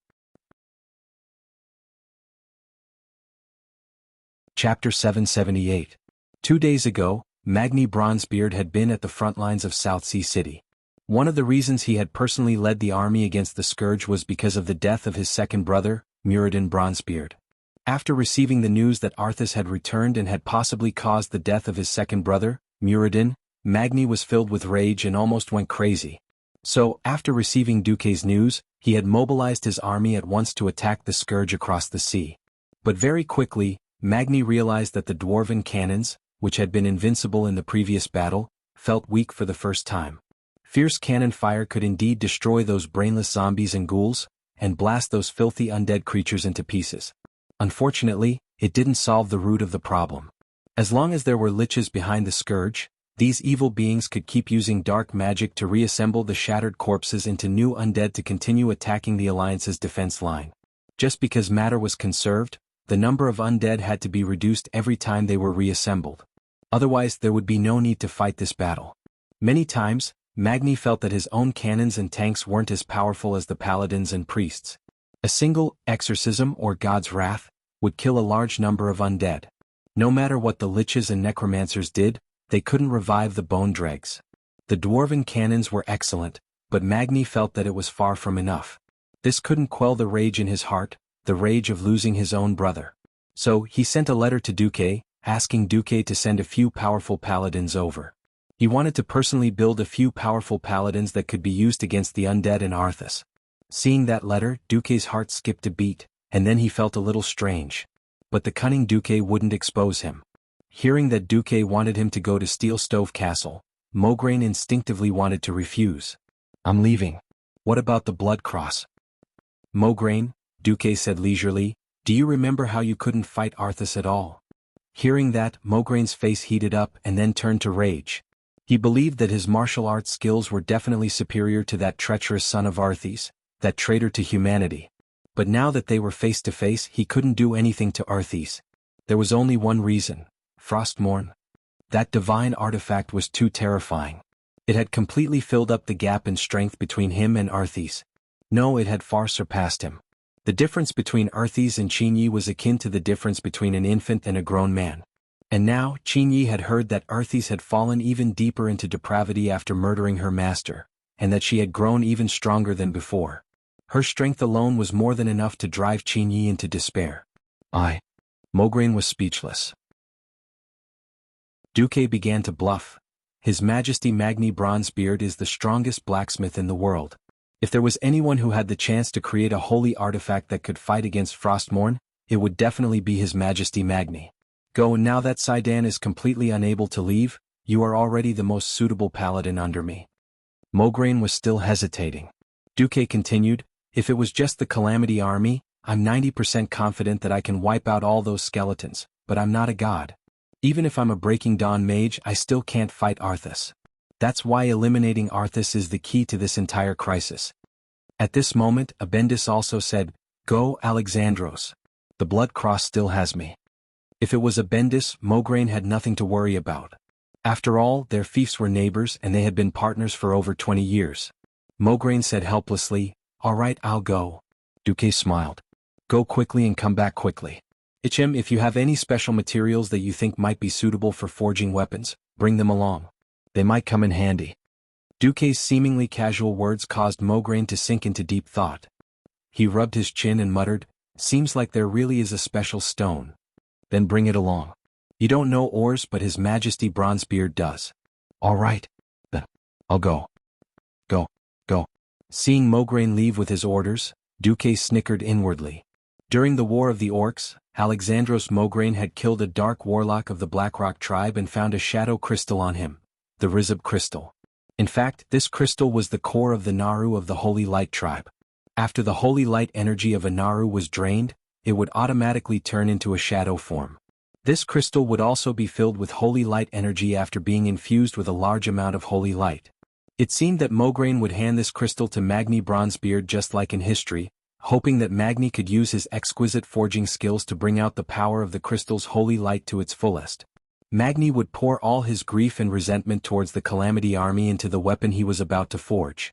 Thus, the legendary and most representative weapon of the Holy Knights, Ashbringer, was born. Why did Duque not snicker? Because only he, as a transmigrator, knew that Magni's child, Muradin, who was rumored to have been hacked to death by two fools, was not dead. At that time Muradin did not fall. After being knocked down by the power of Frostmourne, Muradin fell into a coma in Northrend for a long time before being rescued by one of the natives of Northrend, the Ice Dwarves. But because of the impact of that knockdown, Muradin did not remember his past at all. Although he lost his memory, he did not lose his fighting strength. Instead, he relied on this fighting strength to help the Ice Dwarves repel the Ice Giants who invaded the territory of the Ice Dwarves, and was elected as the new leader by these Ice Dwarves. Because he lost his memory, he gave himself a new name, Yogg Stormheart. Since then, Muradin led the Ice Dwarves in the home of the Storm Cliffs, Frost Castle, training eagles, catching prey, and fighting against Northrend's harsh nature and ferocious enemies. It was not until a long time later that a small group of dwarves from the Explorers Association stepped into this place and searched for the ruins of the Titans in the mountains of the Storm Cliffs. The leader was Muradin's third brother, Bulang Bronzebeard. The Ice Dwarves helped Bulang escape the siege of the Iron Dwarves, and then met up with the Dwarf King Magni, who had come to Northrend to find his younger brother at Frost Castle. The reunion of the three Bronzebeard brothers awakened Muradin's memory, as well as his gratitude and resentment, love and hate towards Arthas. In the end, the three brothers reunited happily, and then pulled a large group to chase after the second fool. Duque did not dare to reveal the truth now. What if Magni did not have the blessing of Princeps Wrath, and could not create Ashbringer? Chapter 779. Of course, as a bastard, as a benevolent hero of the Alliance, Duque wouldn't be so stupid as to hide it for too long. When Magni finished creating Ashbringer, Duque would see the so-called prophecy, which would send the adventurer Brewer Lang Bronzebeard on a treasure hunt. Coincidentally, he would pass by the Ice Dwarves' territory. Anyway, he had the legacy of the Mediv. Since the Mediv had become a charlatan, no one would suspect him even if he made a cameo appearance. If he couldn't find it, how could he, Duque, be blamed? As the days passed, Duque began to wonder if the original history had collapsed. On August 5, year 15 of the Dark Portal, the Horde finally gathered all the ships and began to cross the sea. Thrall was cautious. He was still wary of the Alliance attacking the Horde's fleets. He ordered the Horde to go out in batches about 1/10 at a time. Every day the Horde would go out to sea into 3 groups, north, middle, and south. Without losing their way, they would try their best to split up. The elites of the Frostwolf tribe were responsible for bringing up the rear. To Duque's surprise, Jaina was the one who tried to attack the Horde in the dark.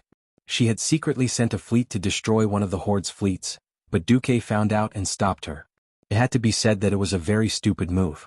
Throughout the history of Earth, those who fought on 2 fronts all died horrible deaths. The Calamity Army was terrifying enough. Since the Alliance hadn't destroyed the Horde in the past 10 years, it would be unwise to attack now. Duque was speechless. To prevent Jaina and Thrall from having unspeakable stories, Duque had given Jaina a strong dose of medicine in the Tirisful Glades. Now it seemed, the effect was too good. After being caught, Jaina felt wronged. Those green beasts are blocking our way. We only wanted to scare them with our cannons. What Jaina said was partly true. If Duke had led the tribe to the west coast of South Shore, perhaps there wouldn't have been such a problem. Unfortunately, the defense line of the South Sea city-state was a nail that Duque had ordered Elugia to operate for 10 years in order to deal with the invasion of the Scourge Legion.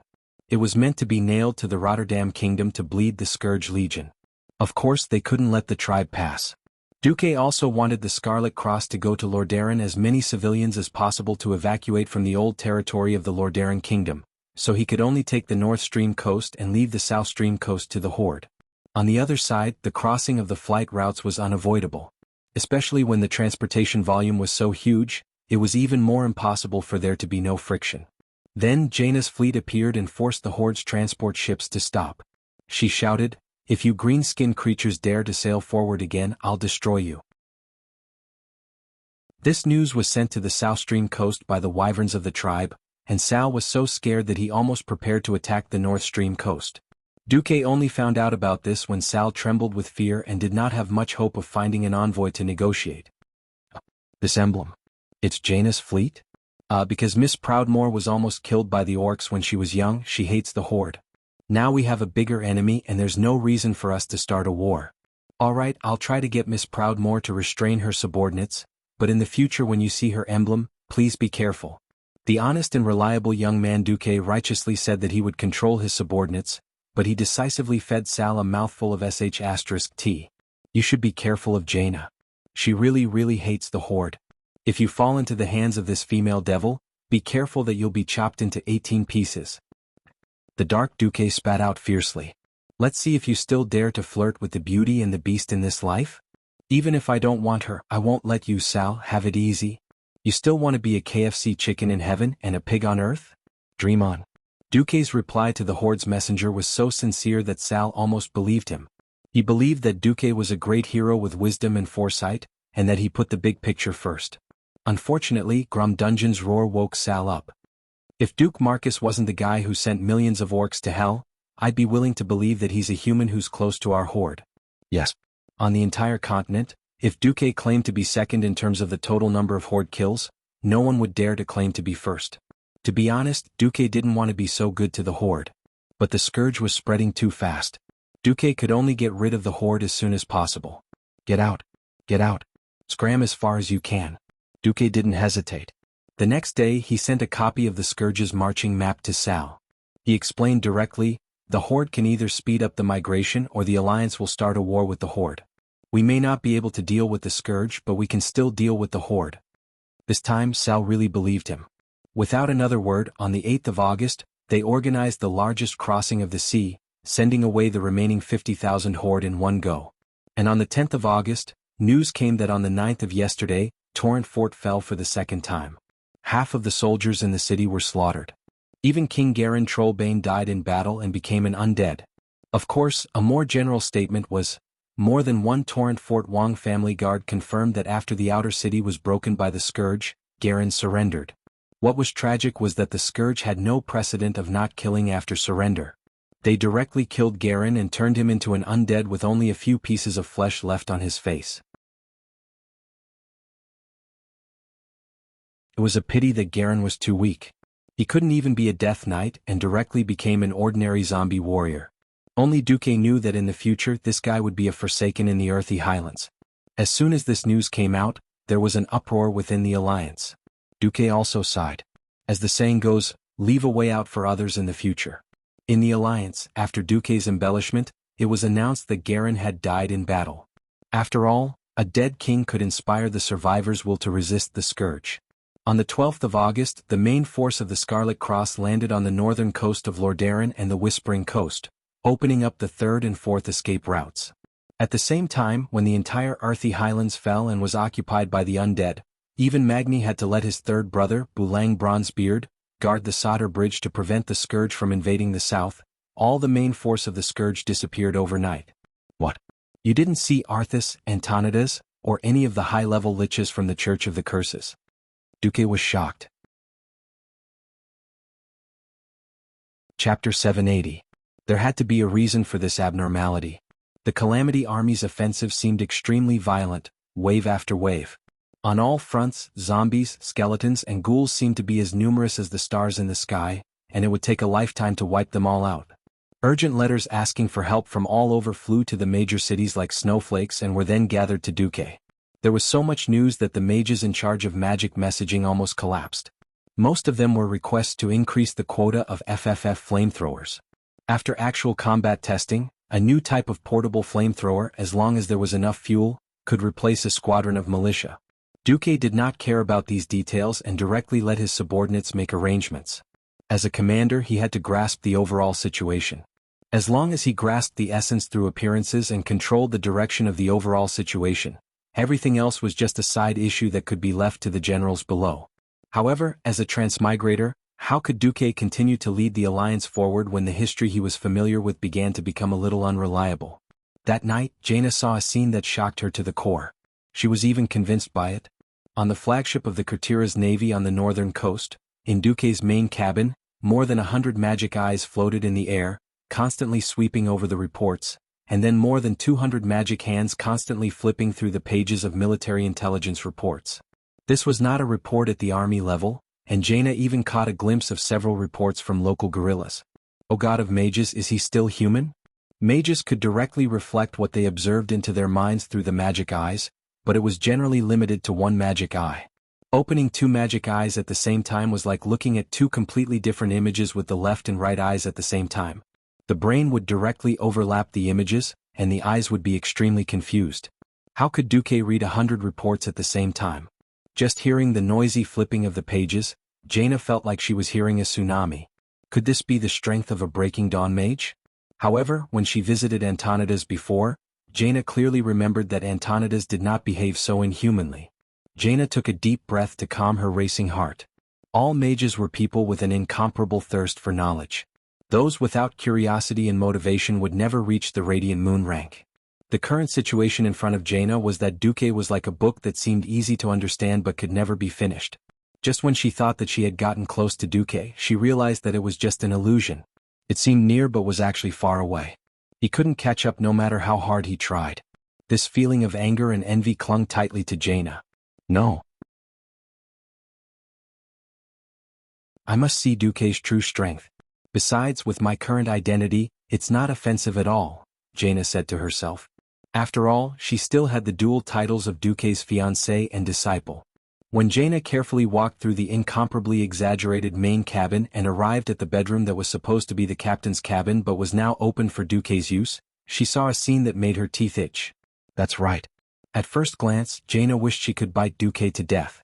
Duque, who seemed to be working, was lying comfortably on the bed, his head pillowed on the lap of his personal maid, Vanessa. Vanessa, who was dressed in a black and white maid uniform, was gently massaging Duque's temples and other acupuncture points with her nimble and smooth hands. But Jaina was immediately confused. Then what about the 200 hands of magic and eyes of magic outside? Damn it, is Duque working? Or is he lazing around in his bed? Jaina stood at the door, dumbfounded. While Jaina was punishing herself by standing, Vanessa did not look at Jaina again, except for the first time when Jaina appeared at the door. Instead, she used her hands, which were so fast that the naked eye could not follow, to massage Duke very comfortably. That slut, Duque, was actually moaning in pleasure. This made Jaina's face and ears turn red. Even so, Jaina did not interrupt Duque. She waited quietly for Vanessa to finish massaging his head and neck. After a while, Duque finally opened his eyes. "Oh, Jaina, thank you for not interrupting my rest. I've been carrying a heavy burden on my shoulders recently." Duque was speaking the truth. The alliance was at its weakest at this point in time. In the previous war, although the 11 countries of the alliance had many leaders, it was undeniable that many kings and commanders were fierce fellows. Not to mention the likes of Tarinas and Eden, there were also the likes of Salas, Delin, Andoin, and Antonidas.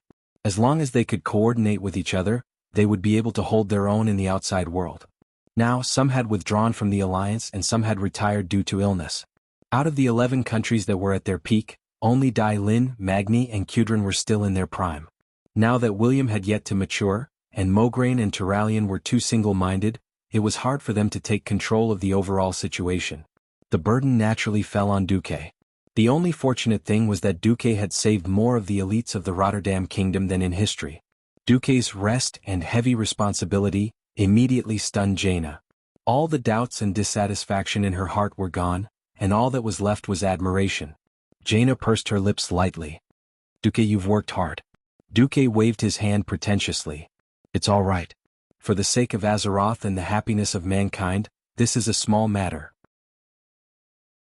Well, if Jaina knew that Duque had completely let the system elf control the hand of magic and the mage's eye to gather intelligence, and that he was really corrupt, would he be beaten to death? At this time, Abendis suddenly came into the front hall, holding a large stack of intelligence newspapers in his hand. "Duque, the latest news. The Dark Dean, Gondin, has been resurrected, and has led 500,000 undead troops to the west to attack the territory of Gilnis." Then Antonidas reappeared in front of the South Sea Kingdom's defense line for a while, and then disappeared. Arthas also briefly appeared in the north of Sodder Bridge. Jaina couldn't help but say, "Now the pressure is all on the south of the Rotterdam Kingdom, and our elite troops are doing nothing in the north. Is this really good?" Duque raised a finger. "First, saving the refugees is our top priority. The people are the soldiers and the people are our hope. To some extent, exchanging some of the elite soldiers for the lives of the people is equivalent to exchanging part of the present for the future. Even if you look at it as a commander, it's not necessarily a bad thing." Duque raised a second finger. "Second, what you see is not necessarily true. And there is always only one truth." Chapter 781. There can only be one truth. After Duque finished reciting the lines, he was shocked and thought to himself, "That was close. I actually recited the lines of the Grim Reaper." He rubbed the back of his head and sighed. Wherever he went, the dead would follow. Ugh, he could be considered half a Grim Reaper now. After complaining to himself, Duque raised his head, his eyes glowing. "All right, pass down the highest order of the Alliance. I order, the Dark Portal, 19th of August, year 15. The Alliance seemed to have made a decision that outsiders thought was extremely stupid. The main force of the Scarlet Cross, which had been stationed at the northern coast and looked like they were going to reclaim Lordairan's capital, actually left by ship after staying for a week. It was said that because the undead army led by Jaydin had entered the Silverpine Forest and threatened the evacuation of the refugees at the northern coast, they had no choice but to redeploy their troops south. This kind of deployment was taboo for military strategists. Even their own people were shocked, not to mention outsiders. Both Magni and Turayan, who had just arrived at the eastern Plaguelands, were so shocked that they almost bit their tongues. Was this still the same Duque who used to be a god of war? Saidan frowned. "Turalian, should we question the commander?" Turayan, who was over 30 years old, had long lost his youthful aura. After becoming an uncle, he had become more mature and liked to think deeply. After a while, Turayan shook his head. "No need. Look, Duque had just returned, and he had already won a great battle against the Scourge and the Orcs. This amazing control proves that Duque is still the magical Duque. We just have to do our own things." Saidan shrugged. "Our defensive line is good enough. Look, before you came, I had people repair the northern sentry tower." Turayan stroked his beard. "Then go and check on the nobles. Every noble will have to take one of your exorcism. If they are spies from the Church of the Damned, then we'll be in big trouble." Saidan whistled. "Good idea." In Iron Furnace Castle, Magni looked at the worried Alexandros Mograine and smiled. I know Duque. He also trusted Duque. He won't let us down. We can only trust him. Mograine nodded vigorously. The big shots on the Alliance's side all voted for Duque. The big shots outside the Alliance couldn't sit still anymore. The southern part of the Silver Pine Forest was now shrouded in terror. The undead of the Scourge formed a sea of rot that easily drowned the territory of Gilneas outside the Greymane Wall. Not even a blade of grass could grow. In the magic mirror, King Xeon saw that the lush Silver Pine Forest had turned into a black wasteland where even insects could not survive. He cursed angrily, Duke, you little bastard, can't your main force come faster? Erigel bowed and reminded King Xeon, Your Majesty, we are no longer part of the Alliance. Commander Marcus is under no obligation to rescue Gilneas. Shut up. I know. Xeon was not the only one with a bad feeling. When he heard that Duke had led his main force away from the borders of Quell de Las, the Sun King Anastrian immediately flew into a rage. With one hand, he melted the goblet in his hand that was made of pure gold and inlaid with many precious gems.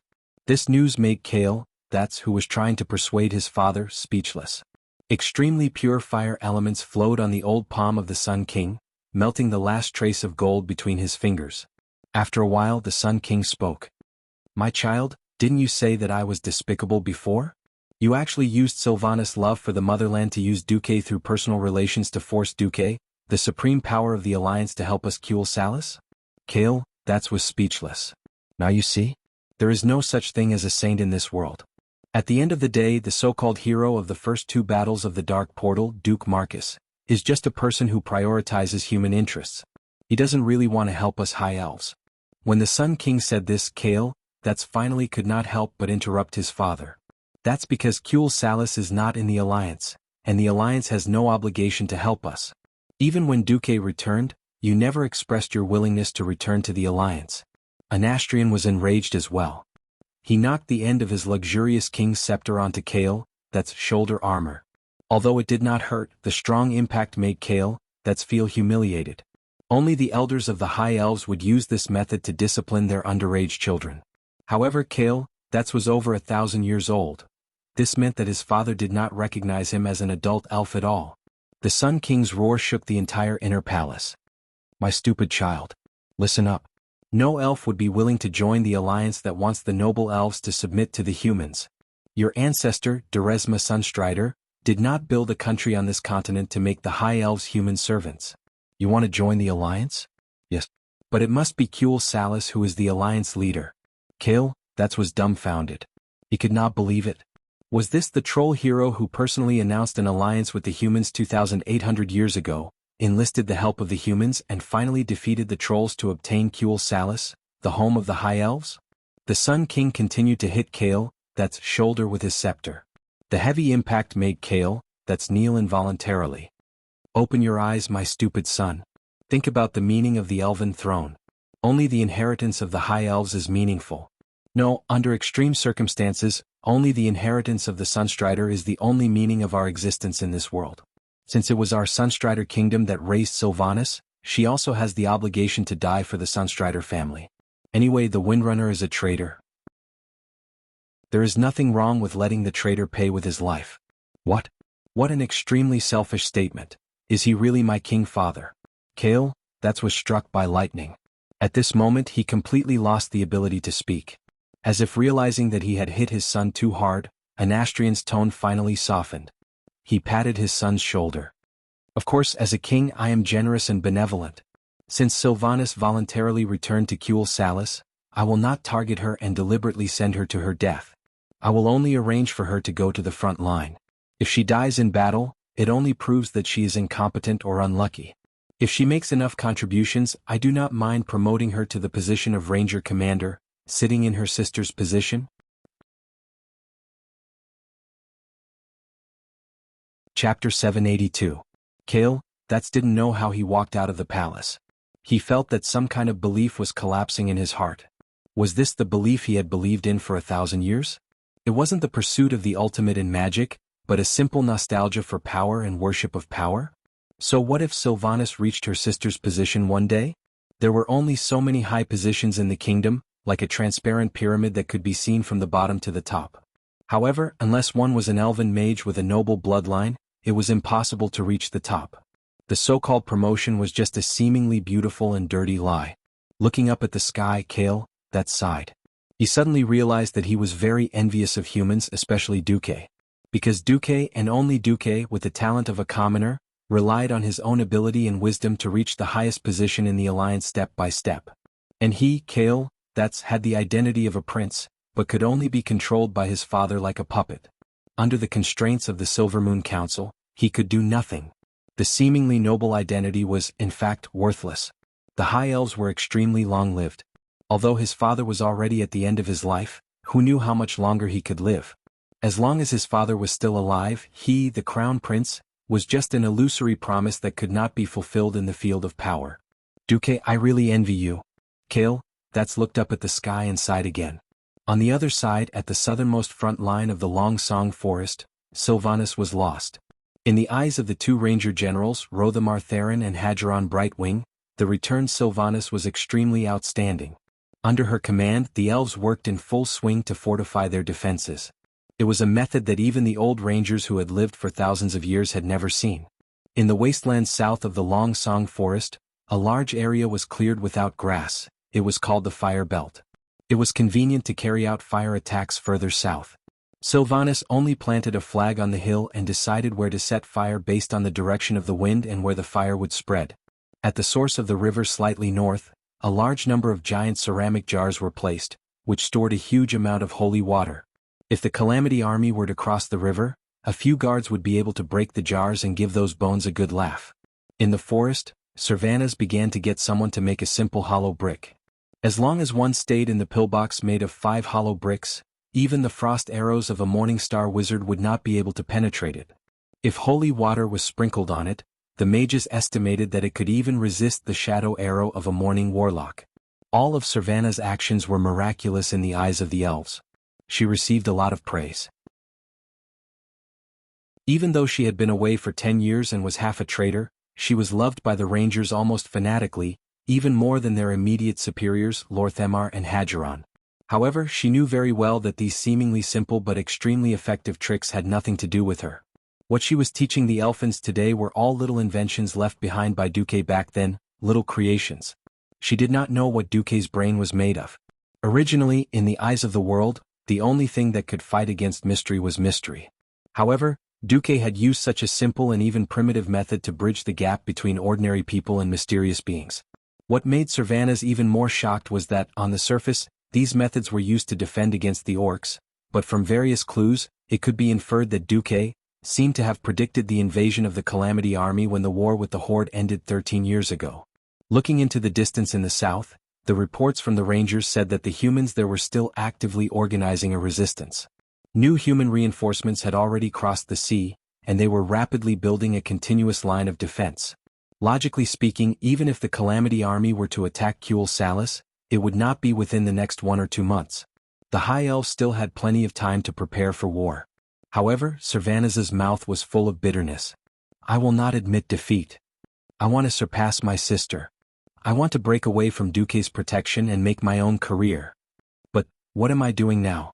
After leaving for more than 10 years, although the influence of the Windrunner was still there, after all, becoming a noble and breaking away from the kingdom was almost treason. When she returned to the forest that she was familiar with and crazy about, all she saw was suspicion and distrust in the eyes of the Rangers. However, she could not leave them alone. More than 10 years was almost a generation for the humans. But for the elves who had not changed for thousands of years, it felt like a relatively long nap. Stubborn, self-enclosed. Sylvanas was shocked to find that most of the Rangers were still prepared to use wooden arrows to deal with the undying of the Calamity Army. What kind of joke was this? Wooden arrows and whatnot, even if they hit the zombies' head, so what? As long as the Lich or Necromancer who controlled the low-level Undying was still there, the zombies would still charge with 100 arrows stuck in their bodies. In order to save her hometown, Sylvanas had personally sneaked to the front line of the South Sea city-state before coming here.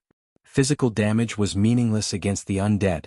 She tried to persuade the Rangers, but to no avail. In desperation, she took out the method that Duque had taught her, using holy light arrows to snipe the enemy leader. Fire and water attacks. Firing towers hanging on the trees and blockhouses on the ground formed a three-dimensional defense line, crossfire. These new terms, these new battle concepts, all came from Duque. Obviously, the defense line of the Longsong Forest was getting stronger day by day, and the chances of defending her hometown were increasing day by day. She should have been ecstatic, but the stronger the defense line was, the more obvious the sense of loss in her heart was, because all these achievements had nothing to do with her. She only stood on the shoulders of the giant Duke Marcus, wantonly plagiarizing and squandering the war wisdom that came from Duque. There would be no harm without comparison. After seeing the prosperity of the Elven Forest and witnessing the rapid economic and technological development in Stormwind, Sylvanas felt that if the High Elves did not reform, it would not be too long before they were eliminated by the world. But what did she see? A decaying, a kingdom that would never change. Although she used to be proud of it, when she thought about it carefully, she was shocked to find that the surnames of the higher-ups of the kingdom had not changed since the founding of the kingdom. 13 years ago, she once swore that if she wanted to find a partner, she would find a hero who would not lose to her sister and third sister, a true hero who was far superior to Duque. Unfortunately, looking back at the entire High Elves kingdom, looking at those so-called nobles who were arrogant but did not do anything, Sylvanas only wanted to vomit. Yes, it was still the same sentence. There would be no harm without comparison.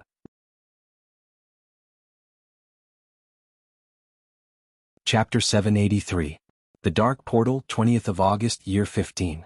Duke Bolvar Fordragon, one of the higher-ups of the Alliance, risked his life to teleport directly to Silvermoon City. He formally stated that the Scourge army was the enemy of the world and hoped that Kuel Salas would join the Alliance again. Bolvar did not make any excessive demands. He did not even mention who would be the leader of the Alliance. He only hoped that the elves would join as equals. In the end, he was unanimously rejected by the Sun King and the Silvermoon Council. Bolvar left angrily on the same day. Because Bolvar's visit was quite formal, most of the elves received the news. The commoners firmly believed in the kingdom's new magical defensive spell formation, how difficult it was to break, and how it could easily turn millions of undying into ashes. The soldiers at the front line, on the other hand, had an unresolvable worry between their brows. The mysteries of magic were not something that Sylvanas, Hadgeron, and Lord Themar, these ranger generals, could understand. But Sylvanas had been under Duke's tutelage for many years. What left the deepest impression on her was, Duke pointed to his chest and said, "The real indestructible defense is here, not any external object. Be it the fortress or the magical spell formation, they are just toys once you master the knack." The new magic defense array that enveloped the Longsong Forest was, after all, an array made of the seemingly inexhaustible mana of the Well of the Sun. Back then, Dasrima Sunstrider had stolen a small bottle of spring water that Illidan had taken from the Well of Eternity to create the Sunwell as a source of magical energy for the High Elves. In the eyes of others, the Sunwell was already an eternal item. However, even the Well of Eternity was not eternal. Could the Sunwell be invincible? This doubt was buried in Sylvanas' heart. Recently, other than Kale, that's who had managed to sneak out to inspect the front lines, not a single high-ranking mage had appeared in the Longsong Forest. The Silvermoon counselors continued to hold various salons in Silvermoon City every day, forming cliques and attacking their political enemies with trivial matters, fighting for power and profit. Sylvanas' heart was bleeding. She suddenly had an extremely bad feeling. If the Scourge army found a flaw in the magical spell formation, then Kuel Salas would be in trouble. And this time it was very likely that there would be no savior. August 22nd. This day looked no different from the previous 2 weeks. Despite the constant reports from the south, the Doomsday Troop was still very far away from Kuel Salas. The Holy Light Coalition army formed by Sidon and Turalian managed to keep the Scourge at the Sotero River between the East and West Plaguelands, while the followers of the Church of the Damned in the East Plaguelands were constantly being wiped out. Sylvanas began to feel a little foolish. She could clearly sense that the guards sent to guard Longsong Forest were seriously slacking off. If it wasn't for the fact that the Rangers were still actively commanding the arcane puppets to construct fortifications outside the forest, it felt like the construction of the defensive system had already come to a halt. Suddenly he felt his heart palpitate. By the Sunwell looked to the north. All the Rangers around Sylvanas subconsciously turned around. Their eyes widened and every pair of eyes was filled with fear. The most sacred place in Kuel Salas was the Well of the Sun, so the High Elves also worshipped the sun. There were totems of the sun everywhere in the kingdom. However, at this moment the sky suddenly turned pitch black. The scorching sun had disappeared, and in its place was a black sky covered with ice and snow. A crescent moon emitting a cold and evil aura actually rose near the center of the magic formation. The entire Longsong forest seemed to resonate with it and trembled slightly. Rustle, the leaves were swaying and the branches were shaking. Obviously this was not an illusion. This scene. It was as if some ultimate evil existence was descending. Sylvanas had never seen a moon like this before, but she vaguely felt that she had seen the same scene before. The cold moon was like a scimitar, mercilessly stabbing from below. Theoretically, it should only be an illusory scene, but when it rose, every high elf heard the sound of something breaking. It was not their hearing deceiving them. There was really something in the sky that they did not understand. At first, the speed at which it broke should have been extremely slow, and even the high elves did not notice it. Soon, in the retinas of the high elves, something like a crisscrossing glass bridge appeared in the sky above the forest. At first, the glass bridge above the crescent moon was pierced, and slowly cracked into a dozen larger pieces. They did not fall to the trees in the forest like real objects, but slowly separated in mid-air. Then the entire translucent surface appeared densely packed with cracks, and finally burst like a balloon, splitting into countless smaller pieces. They became smaller and finally disappeared from the world. At first, Sylvanas and the other high elf ranger generals did not know what this meant until Sylvanas shuddered, and suddenly came to a realization. Oh no. The magic defense formation is destroyed. A stone stirred up 1,000 ripples. Once it was spoken, the world was shocked. All the high elves on the line of defense turned pale at this moment. In the center of the original magic formation, a high elf in noble clothes with the emblem of the Silver Moon Council on his chest cast a spell. In his hands, hundreds of evil black magic runes seemed to have broken free of the earth's gravity, flying in all directions, and then firmly sticking to the surrounding void with a diameter of more than 50 meters.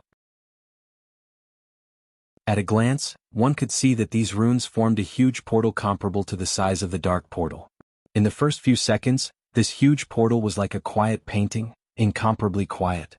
A few seconds later, the portal surged with black magic waves, rolling and churning like boiling water. In the next instant, a few wills emitting evil auras descended. Several demon eyes suddenly opened near the portal, and the disgusting evil eyes spun around quickly, scanning everything in the surroundings. On the other side of the portal, several existences began to pass through the void at high speed, pulling out long white cold tails in the illusory sky. The huge portal was like a volcanic eruption, spewing out countless black shadows straight into the sky. It was as if a black rain had fallen from the sky. At first there were stars, and then the black dots rapidly grew in size in midair.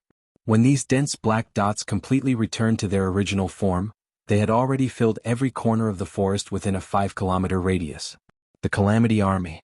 Arthas walked out of the portal with Frostmourne in hand. She tilted her head and revealed an evil smile. Dark, and you did well.